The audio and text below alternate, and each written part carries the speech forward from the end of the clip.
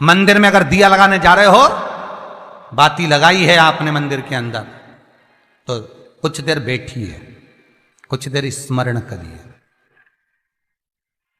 हमारे यहां तो यहां तक कहा गया है कि किसी मुर्दे को अगर जलाया भी जाता है तो कपाल क्रिया तक रुकना पड़ता है कि थोड़ा रुकिए, कोई पीछे से आकर कुछ कर ना जाए। दीप जलाएं, थोड़ी देर रुकिए। और दीप का भी नियम है महाराज, दीप का भी नियम है। दिए में जो फूल बत्ती लगती है, गोल बत्ती लगती है, गोल वाली, ये बत्ती हमेशा कोई विष्णु भगवान की पूजन कर रहे हो, शिव जी की पूजन कर रहे हो, कोई अन्य देवता का अगर आप स्मरण कर रहे हो तो गोल बत्ती लगाई जाती है। भगवान के मंदिर में पूजन कर रहे हो तो गोल बत्ती लगाएं। लंबी बत्ती, लंबी वाली जो बत्ती होती है, लक्ष्मी की पूजन में, देवी पूजन में, जितनी भी माताओं की आप पूजन करोगे, जितनी भी देवियों का आप स्मरण करोगे, उसमें लंबी बत्ती का प्रमाण है। पितरों की पूजन में लंबी बत्ती का प्रमाण है। पितरों को कभी गोल बत्ती नहीं लगती। आप मटके के पास में, परिंदे के पास में, जल के पात्र के पास में कोई भी अगर दिया लगाएंगे तो वहां गोल बत्ती रखकर लगाएंगे तो घर में लक्ष्मी नहीं टिकेगी।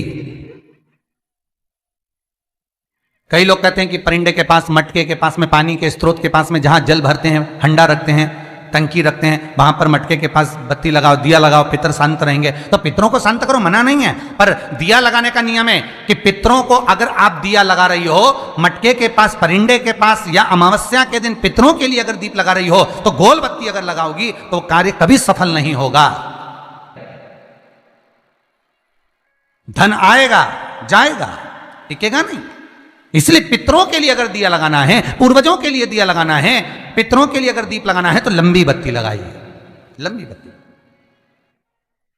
महाराज, लंबी बत्ती का प्रमाण हमारे यहां शास्त्र का, गोल बत्ती का प्रमाण।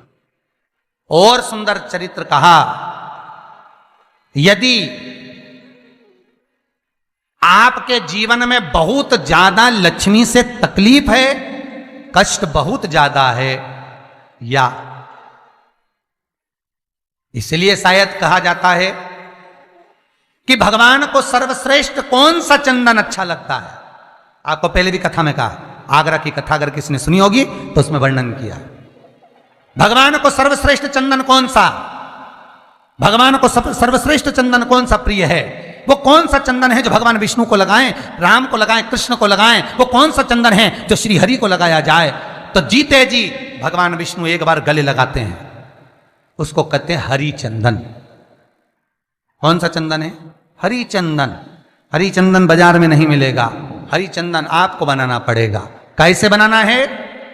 तुलसी जब सूख जाए उसकी जड़ को निकाल लिया जाए, वो जड़ को पानी में धो लिया जाए, धोने के बाद उसको सिलबट्टे पर, पत्थर पर घिसा जाए और घिसकर उसमें थोड़ा सा कुंकू, रोली डालकर तैयार कर कर जो भगवान विष्णु के मस्तक पर, कृष्ण राम के मस्तक पर लगा देते हैं और उसकी एक बिंदी अपने हृदय पे लगा लेते हैं। जीते जी भगवान एक बार उसको गले लगाते ही हैं।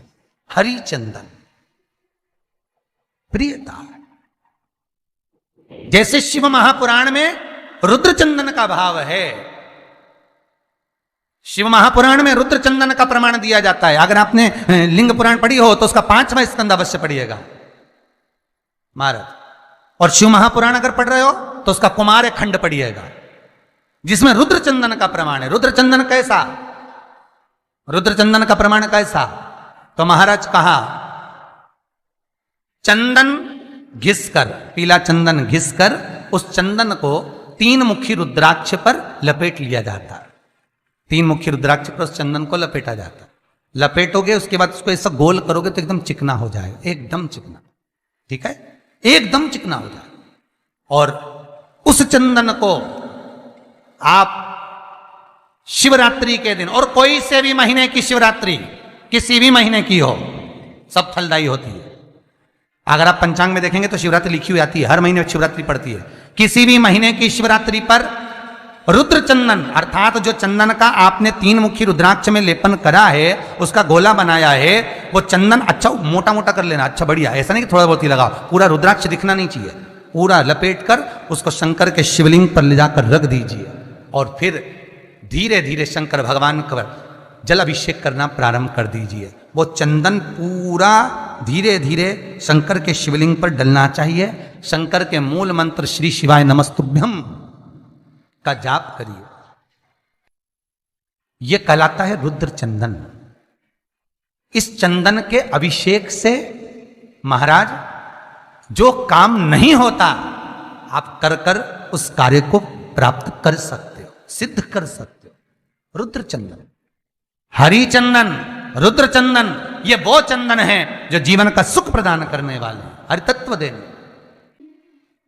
मंगल है, राहु है, केतु है, दशा बेकार चल रही है, लक्ष्मी नहीं आ रही, कष्ट बहुत है, फैक्ट्रियां नहीं चल रही, कहीं मत जाओ, मेरे शिव की शरण में जाकर एक बार शिव महापुराण को पूरी सुनो।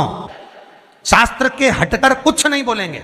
जो शास्त्र सम्मत है, स्कंद पुराण में, विष्णु पुराण में, नर्मदा पुराण में, लिंग पुराण में, शिव महापुराण में, भविष्य पुराण में जितनी जितनी बातें लिखी होती है उसको छाट छाट कर लेकर आते हैं, आपको बता देते हैं कि आप ये कर लो, उससे फायदा मिल जाएगा। कोई ज्योतिषी नहीं, कोई कुछ नहीं, बस केवल भजन करो, शंकर का अनुमोदन करो और विश्वास रखो शंकर पर, तो किसी को 1 रुपया देने की जरूरत नहीं पड़ेगी। भजन करो, विश्वास शंकर पर रखना, जन्म मरण और परण वो देगा, सुख वो देगा, समृद्धि वो देगा।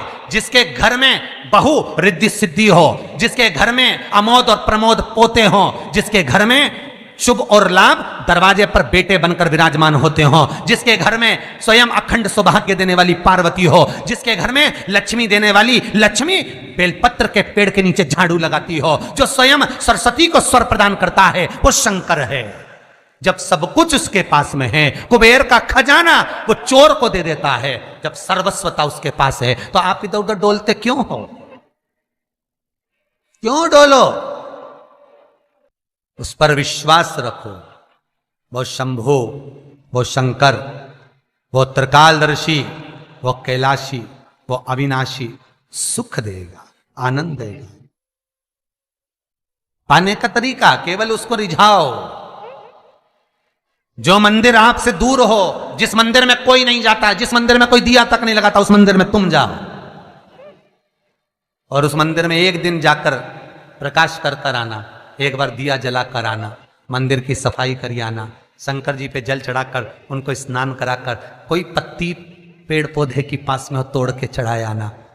2-4 बार कर कर देखना कितना शांति, कितना धीरज, कितना आनंद, कितनी समृद्धि, कितनी लक्ष्मी मिलती है। तुम करोगे तुम्हारा पेट भराएगा, हम करेंगे हमारा पेट भराएगा। स्वयं करिए। ओ ब्रह्मलोक के देवता ब्रह्मा हैं, बैकुंठ के देवता भगवान विष्णु हैं, और मृत्यु लोक का अगर कोई देव है तो वो महादेव है, केवल शंकर, केवल शिव, मृत्यु लोक का देव। अभी एक विचार करो, तुम्हारे घर में अगर थोड़ी सी तकलीफ आई तो सबसे पहले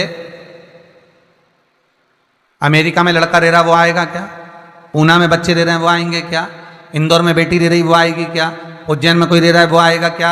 सबसे पहले वो आएगा जो तुम्हारे घर के पास होगा या घर के करीब में होगा, बिल्कुल लगा हुआ होगा या घर में होगा।